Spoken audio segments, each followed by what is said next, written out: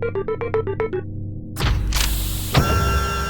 everybody, welcome to BrickVault. Today in front of us I'm going to be reviewing a set from 1979. I actually saw some sources that this set came out as early as 1978, but we'll say 1979 because that's what BrickSet says, and I feel like they're usually the most accurate. What we have in front of us is the one-man spaceship set. It's one of the original classic space sets. I think the spaceship that you see here, the really popular one, the bigger one essentially, was the set number 928 version, and then there was a mid-size one, the 487 version. This is the 918. It's, I think, the smallest, not the smallest, but it's the smallest of, I would say, a complete set where you have the full spaceship here.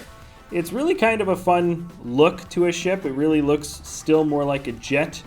It's still got wings. It's still got even little stabilizers in the back and everything.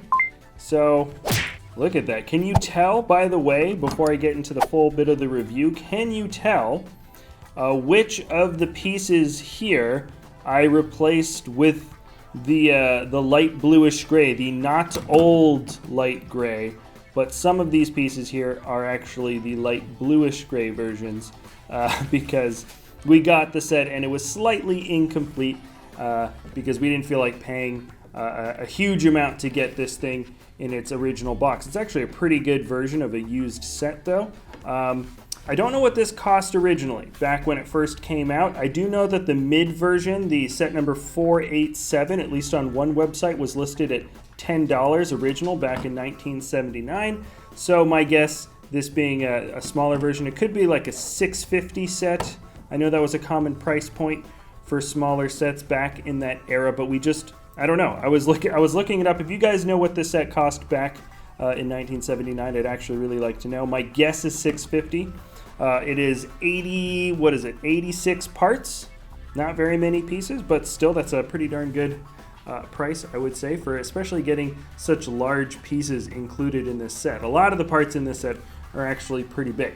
So anyways, let's get into the logistics of what we're looking at here. It's got a nice shape, very pointy. I kind of like the double layers here, where you have this slightly higher layer where it's kind of pointed in the back as well.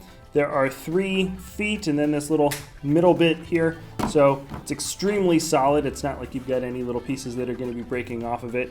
Very nice look for the Classic Space logo in the front. The print here actually stayed on pretty darn well too. I'm actually pretty happy with the quality of all the prints that managed to stay on this set. And speaking of that, there is one very special piece on the inside that I think is worth taking a closer look at because it is just kind of an example of a different style of printing that Lego doesn't do anymore. Probably because it is simply, sorry about that, it is simply a little bit too involved. I don't know if you can tell. It's actually a little bit etched in there. There's a texture to this print. Sorry about that. There's a plane flying over. Sorry about that. I think it was an osprey that flies over. They really vibrate the entire building. But anyways, you can see here where it reflects in the light. There's actually a little bit of texture. It's etched in there ever so slightly. Kind of looks like, I don't know, like where if you had 2 of them, they could be, the cylinders to an engine, V10 or something, I don't know. But yeah, that goes right behind the steering wheel because, of course, you've got a steering wheel to fly yourself through all the dimensions of the vacuum of space here, and actually quite a bit of open space. This opens up, you see that hole back there? That actually opens up to these doors here. This is to mimic some details that you can see in a larger version of this same spaceship. So you can, I guess, put pieces back there or whatnot, and then you get your Classic Space minifigure. Really good looking guy. Actually, he came in decent enough shape here. You can see he's got the older helmet. This is the chin strap that would break off normally. So Benny from the Lego movie has the broken version of that. And when you got the newer versions of the Classic Space guys, the helmet is actually slightly different, where they made the chin strap thicker from the Lego Movie 2. but this is the original one, so it's a little bit thinner. I'll show you guys a closer look at the pilot in a second. So he fits in there, and you might notice, yes, this is a very interesting kind of odd piece that they don't really produce anymore. They don't produce anymore. Coming in the trans yellow, and then this one's very strange. What is this, a 4x6? A 4x6 plate, completely in trans yellow. And I think Lego basically realized it's cooler to make larger windscreen pieces. I think it just looks cooler. People like that more. And for the most part, plate pieces aren't going to be the piece that are the external detailing part. So this is really just very much a sign of the times. It opens just one side, which I kind of like. Very easy access, relatively uniform look on either side of the ship, and in the back you don't have any trans pieces to show the thrust, the sort of jet stream in the back or anything like that. That's pretty much this ship. But let me just show you a closer look at the classic space pilot one more time. All right, so I've turned the light down a bit just so those reds don't pop and overexpose too much on the camera. But this is the classic space minifigure, uninterrupted by looking at my fingers.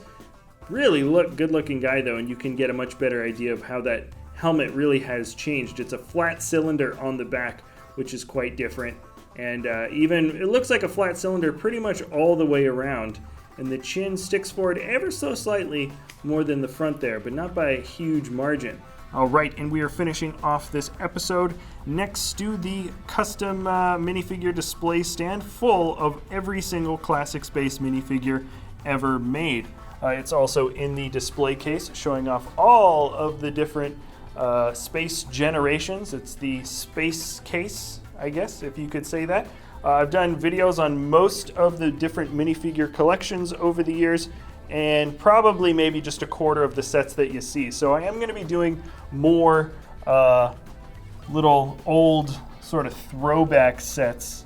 So you can let me know in the comments below which one you'd like to see next. I'm pretty sure the collection videos pretty much all exist there. And right, we also have a web store, www.brickvault.toys, if you want to get some instructions for some amazing, highly detailed Lego custom creations. That's all linked in the description below. And thanks so much for watching, everybody. We'll see you next time at BrickVault.